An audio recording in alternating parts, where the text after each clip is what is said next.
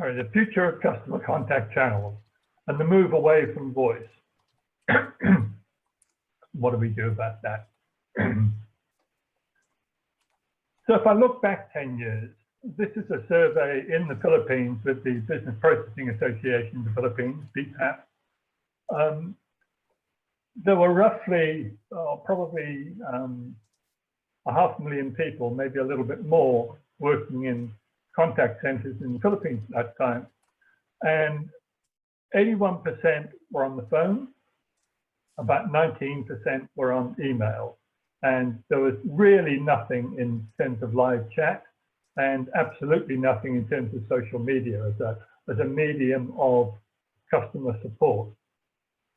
And if we look, this is the latest survey. It's hard to get statistics at the moment simply because, as many people have said, COVID is changing all the landscape, and it's much too dynamic to really pull numbers together.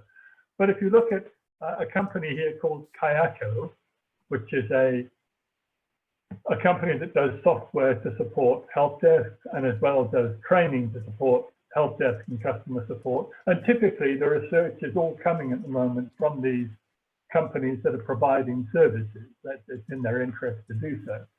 And so it's saying now that what customers want, 32% are saying they want phone, 41% are saying they want chat, and the more complex or multi-problem communication is still or increasingly email, because there's less urgency but more requirement for clarity, particularly if you have to give a lot of information and you're happy to wait for it to be resolved. And social media is coming in at just about 3%. That's on forums, on websites, as well as on systems like Twitter or Facebook. But that social media, the expectation is that that's going to be an increasingly growing aspect of business. And if we look at, before we go into detail on this, if you look at the future, some interesting predictions, and anybody's guess really as to when and how they happen. But 25%, according to Gartner, Gartner is a big market research and data analysis company, 25% of support activity will be done by non-human agents by 2021. That's AI, chatbots, etc. Probably hasn't happened. That was a prediction made in 2019. We're probably behind the curve on that. But it's a better prediction than IBM made. IBM, obviously the big computer company. In 2017, they wrote a report that said 85% of all support activity will be done by non-human agents by 2020. Well, I think that that's neither happened, nor has IBM enabled it to happen. But I'll pick up a little bit on that. There's a bank in the UK called NatWest, Bank of Scotland. I'm actually a customer there. And they introduced their chatbot about 18 months ago, and they were expecting significant take-up. And they've had almost no take-up. Well, I say almost none. Nothing like the percentage they were hoping for. Even if you force people through the chatbot, it just becomes an irritant before they can speak to a real person. And they started doing research into why that's the case. One of the reasons is that the chatbot image is like the old clip art on PowerPoint. It looks cartoonish, it doesn't look serious. And people who are banking tend to be concerned about their money and want some gravitas. And this little cartoony creature that says, "Hello, I'm Bert, let me help you," is not building any confidence. This comes back, I think, very much to Gail's point about the need to have applied linguists working in these areas where there is collaboration in AI. the problem with NatWest, I suspect, is that it gave the task to its computer programmers who wrote the algorithm and said, these are the answers, but had nothing involved in how best to communicate those answers to make them effective for customers. So clearly AI and chatbots will come, but there's a lot of work to do before they do, I think. Social media, also according to Kayako, has doubled since 2018. So that 3% figure in the last slide is probably now 6 or more percent. And live chat is taking over considerably. Somebody, I think it was Cora, talked about the way people work in the NTR in Hong Kong. In London, if you go on the underground, your phone doesn't work at all. There is no signal. And that changes behavior in a funny way. I mean, it moves people away from voice because a call will be cut off. It also moves people away from chat because typically if there's no response on a chat for 15, 20, whatever number of minutes, then the chat will be terminated by the provider.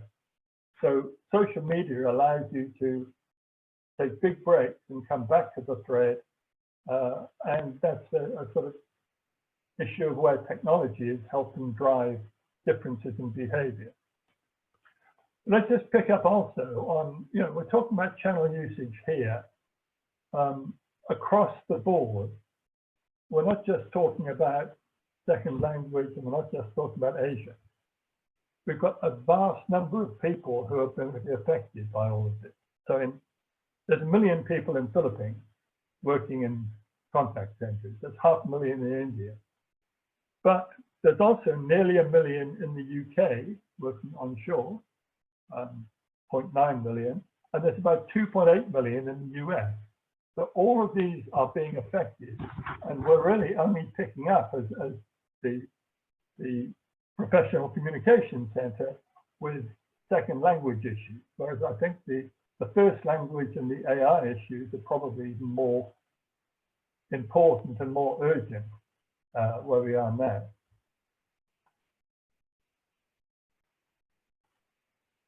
If I look at the problems with this transition then,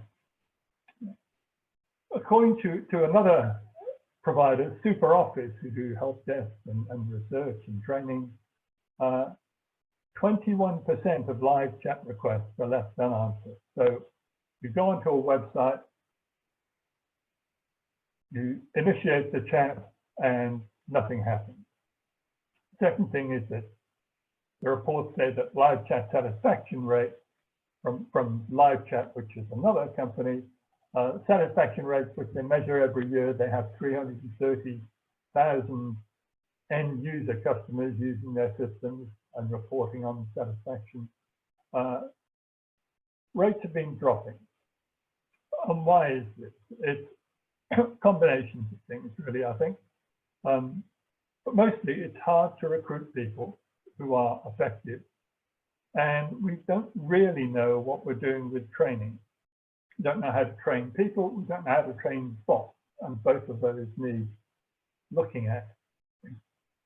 Incidentally, I think this is a very interesting piece of research, this first point in SuperOffice, because all that they did was to go onto websites and initiate a conversation with a chatbot. And it may have been with a person, or it may have started off with a bot. But either way, this is data that can be accessed. So many times when we've been working on this over the last 20 years, people have said in academia that access to data is so difficult. Well, in fact, I think access to data gets easier and easier now that we are looking at things like chat, social media, because it's all there publicly available, and you don't have to have special permission. So it's something worth considering. Going back 2003, I'm one of what Gail called the aging population. So I can go back to 2003. 2003 was when I first went to the Philippines to set up a contact center for AIG. And being a newish industry, there were probably between 20 and 50,000 agents that time. People were very helpful, and much more cooperation than competition between providers. So it was very easy to go to other places that have been set up and find out what they were doing and how they were doing it. People were very happy to help. And so we looked at this from the point of view of recruitment. How do we find people in the Philippines to work in contact centers? The answer pretty much was, you can only go to the top universities because the English isn't strong enough anywhere else. That was something they had to work out. But then we looked at how they actually did the assessment for recruiting. And there were three main ways to assess people's English communication. First was error counting, 3 slips and you're out. So the one I remember from that best was whether you pronounced schedule as schedule or schedule. And depending on the person who was interviewing you, if you got that wrong, that was 1 slip, and 3 ticks, 3 strikes, you're out. Subject verb agreement, very much the grammar-based approach to language. The second was tongue twisters.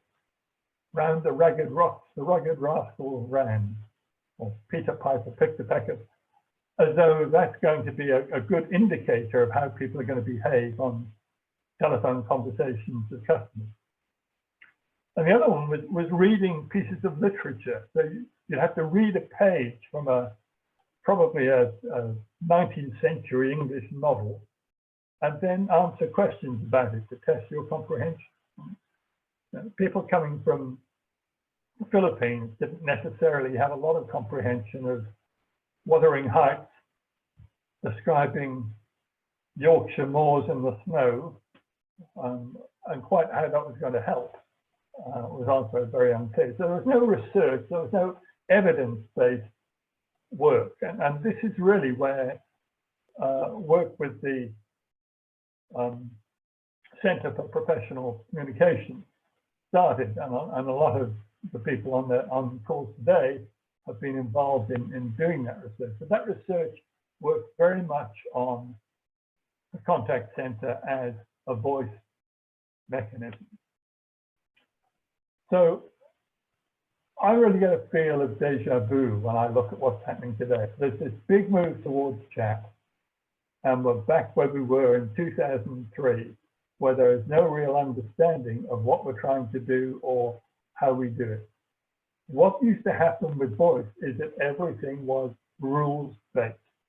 You will need to use the customer's name 3 times, and that's to show your rapport and your interpersonal skills.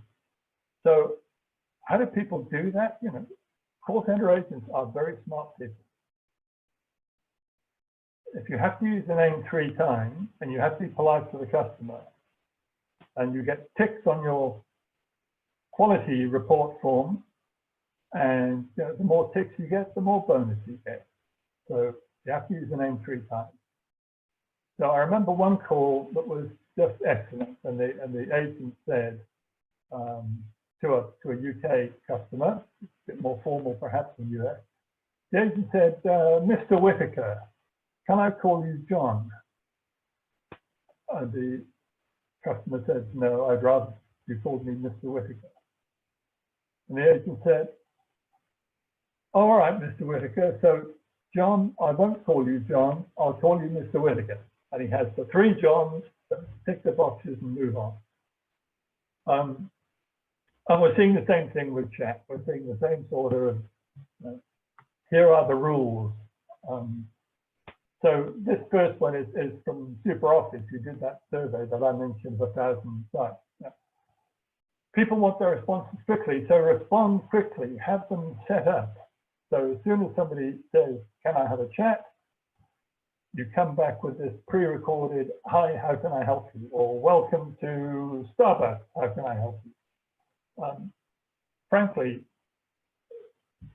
that really annoys me when I get that. because it is obviously a pre-planned statement and it doesn't actually advance anything. It just means that you're being put on hold, but in a way that may be slightly better than not being put on hold. Then Kayako, the other people I mentioned earlier, are offering advice that you must personalize every conversation. They quote in their training material, train your team to give canned replies of personal feelings by adapting templated content where necessary. Well, it should be adapting, not adopting. So I talked to one of their clients and said, you know, what does that mean? And they said, well, there's not really spelled out. It's up to the company to decide how to do that. So I said, good. So what do you do? They said, well, you know, we have a message, a templated message that says, we're sorry, everybody is busy at the moment, but we will get to you as soon as possible. But now we insert the name. So we say, we're sorry, John, everyone is busy at the moment, but we'll get to you as soon as possible. And they believe that that is giving a personal feeling. I mean, there is a desperate need for some sanity and evidence-based work on this. We don't even know, in the case of chat or in the case of even social media, I suggest, what we're trying to achieve. What makes a good chat? We had clients in the Philippines who said chat should mirror a telephone conversation. So the more interaction, the more numbers of feedback, the better the chat, because it's building rapport. No evidence for that, and it's probably not true, because a lot of what you do on a call is you know, wasted in terms of what you need to be typing in a chat. But here's some training advice, you know, from Kayako. Customers want high quality support more than speed. 95% of our customers say so. Well, yes, but what does that mean? Forrester, who are a very big research company, says 20% of customers will stop using a product or service if there are slow response times. So which is true? And how do you actually define this? How can companies know what works for their company? I think that, you know, when we talked about banking and the cartoon avatar, it doesn't suit banking, but it may suit gaming. But that needs to actually have projects that look at this and research this and come with evidence. I just want to look at the different characteristics of channels, because a lot of the work has been done for voice and done very effectively for voice. A lot of companies now are saying, you know, we need to move people from voice accounts to chat accounts because that's where the work is coming in. We need to have social media teams, but we're really not sure how we either recruit or transfer or train. So this is an attempt to define the differences between these areas, these channels. I'm sure that you can all do much better than I can, but I think as an approach, it's a very good approach to start to categorize what the differences are, and therefore what different skills are needed to work with them. So if we look at the 5 columns down the left-hand side of this slide, we're looking at phone, live chat, email, and social media. Phone, the status, the phone is private. It's one-on-one. At the end of the call, there is no record of the call officially. And so it's an ephemeral issue, really. With live chat and email, I've called it semi-private because typically there is a written record, and if the customer wishes to share it, they have something to share. But but still, basically, it's confidential and one-on-one. Whereas social media is both public and permanent. So whatever we are saying can be recalled potentially years later to show that we weren't actually as good or as clear, whatever it might be, if people wish to do that. So we have to be very careful on social media that we're giving the right impression in the right words. Typical time, a phone is 3 to 5 minutes.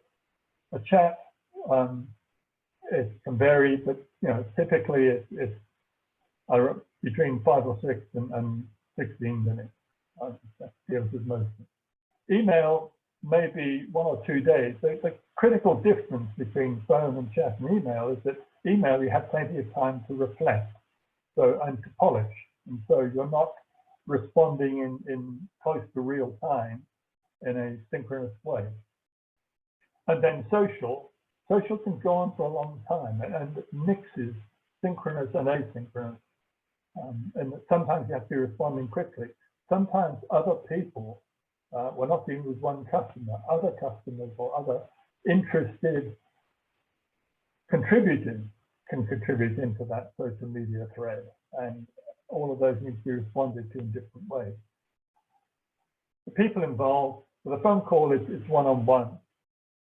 With live chat, you can have up to about 6 chats going at the same time in different companies, but it's not really 1 on 6, it's really 6 times one-on-one simultaneously, which is more complicated to manage, but is from people involved, it's one-on-one broadly. Email is clearly one-on-one. Social media becomes quite complicated because as the threads go on, your agent team may be changing shifts, maybe having to do handoffs to more experienced people. So when we did research into this in the Philippines, it was typically 2 agents involved at least, and 3 on more than 40% of the time, and it could be more than that.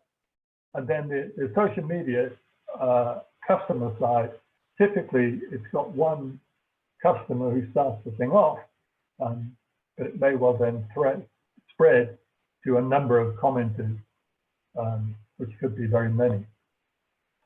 Confidentiality, there is confidentiality on the one-on-one communication, the phone, live chat, the email.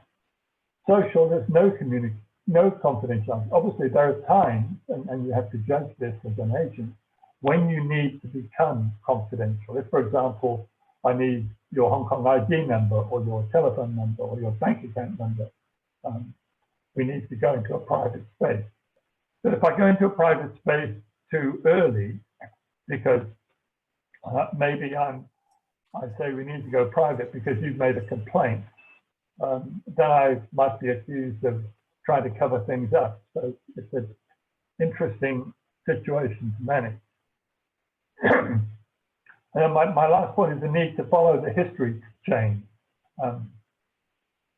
And essentially a call is self-contained. The start of the call to the end of the call is all you need. For live chat, you typically don't need much history, although a longer chat may potentially need you to go back and ensure that you're dealing with the issues as that were raised. With email, it varies because typically the email response from a company is coming from an email from a customer. And an email from a customer may well be referring to previous communications and so forth. So there is a different amount of research and comprehension that's needed. The social media, as we said, you're passing on from one agent to another, and you have a thread that goes for several days. That can be extensive, having to track back and ensure that we're dealing with the issues that were there. So these translate to a very different set of agent skills. Phone is all about speaking and listening, high interpersonal. Live chat is sort of a hybrid still. Think of speaking, listening, reading, writing. We're not quite sure. Some companies have rules that say you need to use full sentences in chat. Others say you can use emojis and social media abbreviations. So it still is a very sort of fluid area. Email, straightforward, reading and writing, no time pressure. And then social, it becomes more complex, synchronous and asynchronous. And the last point there is important, I think, and that's corporate reputation management. You know, this is a permanent record, and companies will have much more concern on social media as the way they're being presented. And so it's that interesting combination of having to be personal, but having to be corporately responsible at the same time.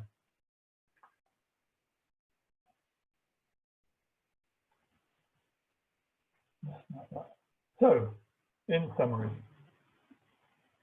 we do risk making the same mistakes of the past.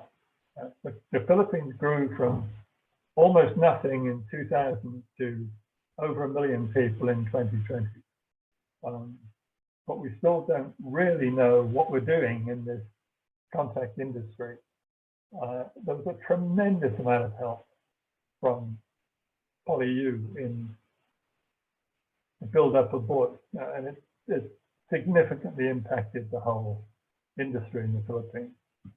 We need the same thing now in the whole new directions of AI, social, and chat. Secondly, there's much more complexity in the new channels, in interpersonal and textual needs. So it's not, we can't transfer skills from one to the other without a real understanding of what extra training is needed. And finally, the industry is at a tipping point. We see AI coming in, we see chat coming in, combination of customer preference, the technology, 50%, more than 50% of chat come now through mobile devices. 10 years ago, it was all through computer, essentially. And so the difference in the way that works, people walking down the street, chatting, it's just a very different piece of approach.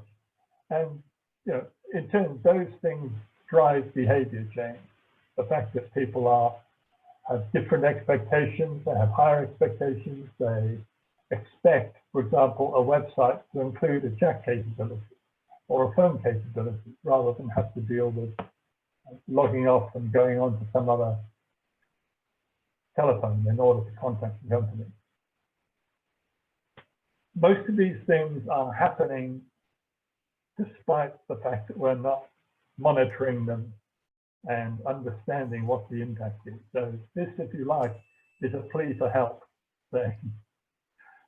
This is where we'd like you all to be looking and to help improve this, not just in the customer service area, but generally in the way that AI and bots are going to be helpful to people in the future.